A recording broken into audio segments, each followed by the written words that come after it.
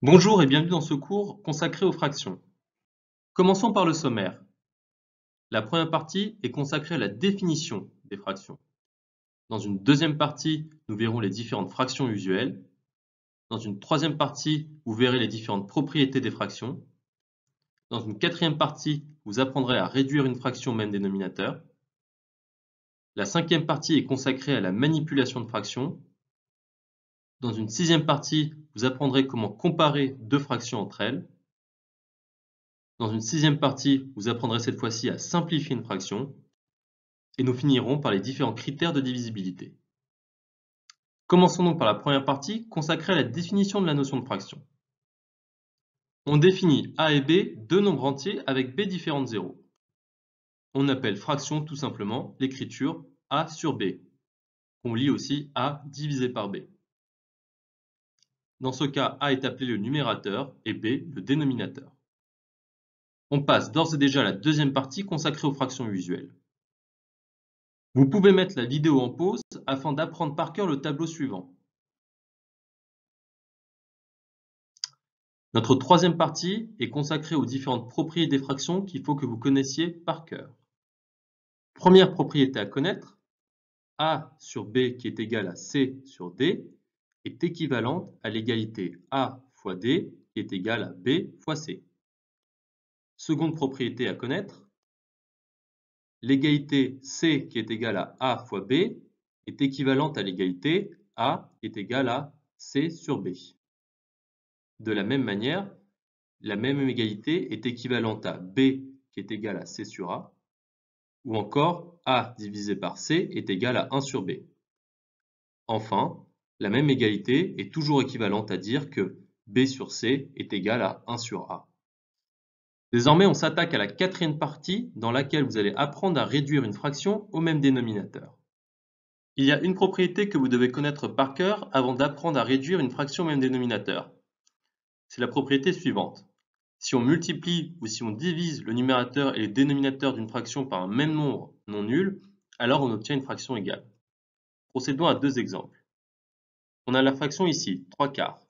Si je multiplie le numérateur par 2 et le dénominateur par 2, j'obtiens une fraction qui est égale à 6 huitièmes, qui est égale aussi à 3 quarts. De la même manière, pour 15 dix-huitièmes, si je divise des deux côtés par 3, alors j'obtiens une fraction équivalente qui est égale à 5 sixièmes. Le principe de réduire deux fractions au même dénominateur, c'est de trouver deux autres fractions qui sont équivalentes aux deux premières, telles que leur dénominateur soit le même. Une première méthode pour réduire deux fractions au même dénominateur, c'est de multiplier les dénominateurs entre eux.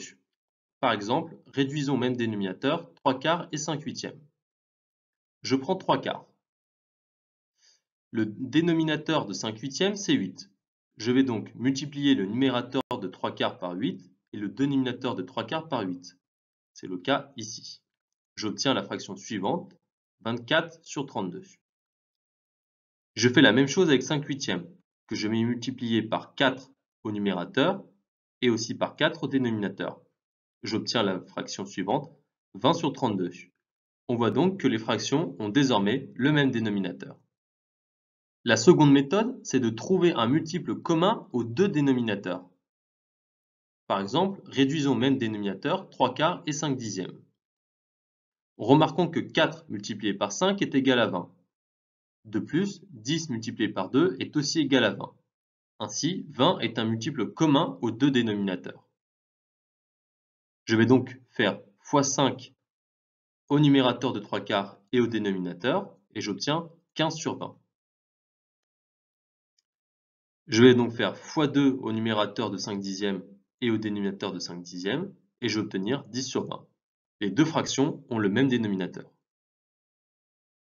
Maintenant, passons à la cinquième partie consacrée aux manipulations de fractions.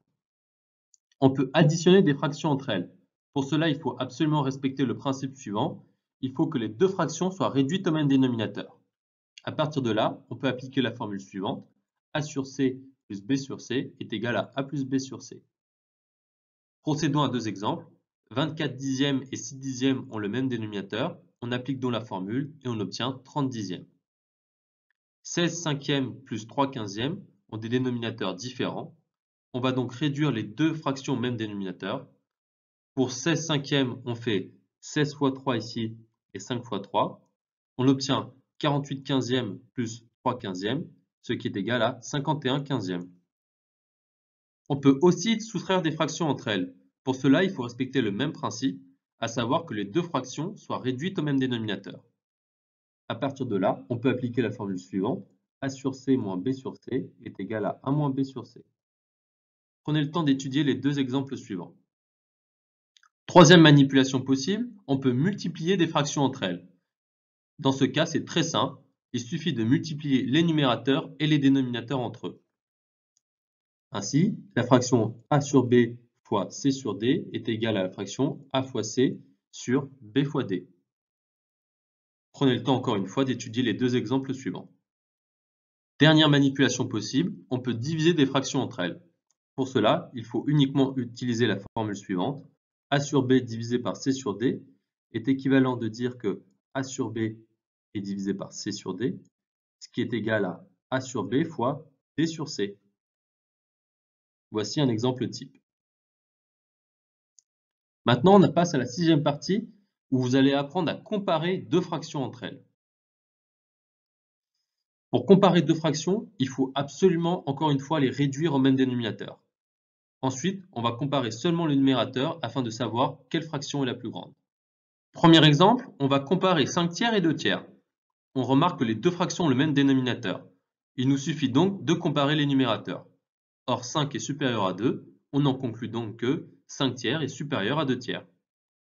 Second exemple, on va comparer 8 sixièmes et 5 tiers. On va commencer par réduire les deux fractions au même dénominateur. Pour cela, on va faire x2 au numérateur de 5 tiers et à son dénominateur. On obtient 10 sixièmes. On compare donc les deux numérateurs, 10 est supérieur à 8, on en conclut que 5 tiers est supérieur à 8 sixièmes. Maintenant, on attaque la septième partie dans laquelle vous allez apprendre à simplifier une fraction. Qu'est-ce que cela signifie? Simplifier une fraction, cela consiste à manipuler une fraction afin d'en obtenir une autre avec un numérateur et un dénominateur qui sont les plus petits possibles. Pour cela, on va utiliser une propriété que vous connaissez déjà. On ne change pas la valeur d'une fraction si l'on divise ou qu'on multiplie le numérateur et le dénominateur par un même nombre non nul. Procédons à des exemples. Simplifions 25 dixièmes. Pour cela, on voit que 25 est égal à 5 fois 5 et que 10 est égal à 2 fois 5.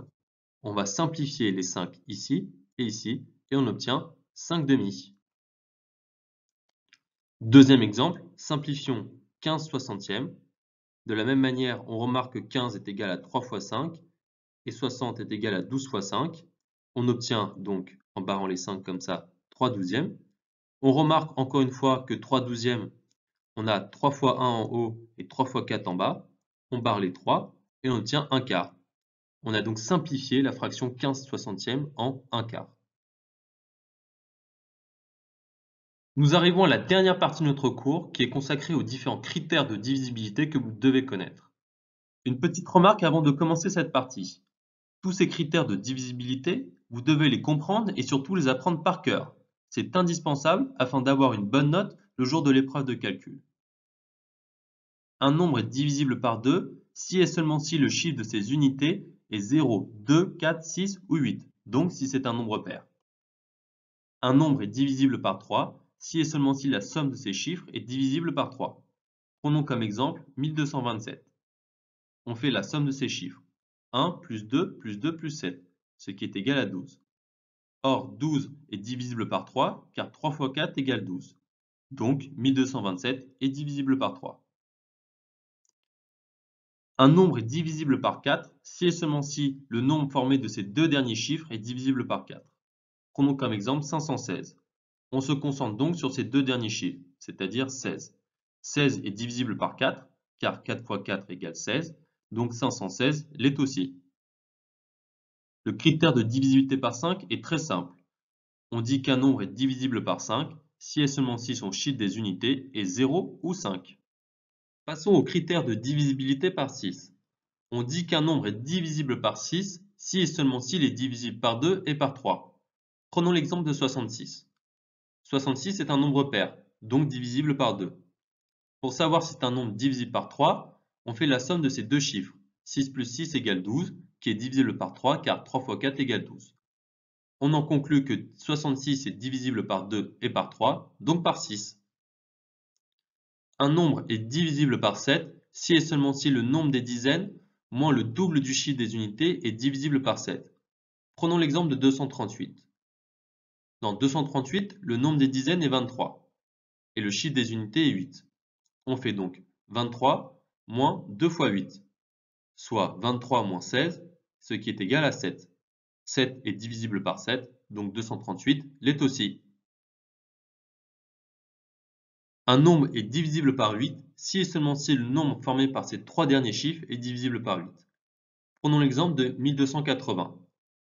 On prend le nombre formé par ces trois derniers chiffres, donc 128. 128 est divisible par 8, car 128 est égal à 16 fois 8. Donc 1280 est aussi divisible par 8. Autre critère de divisibilité, celui par 9. Un nombre est divisible par 9 si et seulement si la somme de ces chiffres est un multiple de 9. On prend l'exemple de 936. On fait 9 plus 3 plus 6, ce qui est égal à 18. Or, 18 est un multiple de 9, car 2 fois 9 est égal à 18. Donc, 936 est divisible par 9. Avant-dernier critère de divisibilité est l'un des plus faciles, celui par 10. On dit qu'un nombre est divisible par 10 si et seulement si le chiffre des unités est 0, tout simplement. Dernier critère de divisibilité à connaître, celui par 11. Un nombre est divisible par 11 si et seulement si la différence entre ses chiffres de rang pair et la somme de ses chiffres de rang impair est un multiple de 11. Pour 121, les chiffres de rang impair sont 1 et 1, tandis que le chiffre de rang pair est 2. On fait donc l'opération suivante, 1 plus 1 moins 2 est égal à 0, qui est divisible par 11. On en conclut que 121 est un multiple de 11. Merci d'avoir suivi ce cours de fraction. Comme d'habitude, si vous avez des questions ou des remarques, vous pouvez nous envoyer un mail ou nous contacter directement sur notre plateforme, prepacademy.fr, via notre chat. N'hésitez pas non plus à nous suivre sur les réseaux sociaux, Facebook et Twitter, afin d'être tenu au courant de nos dernières actualités. À bientôt sur Prep Academy.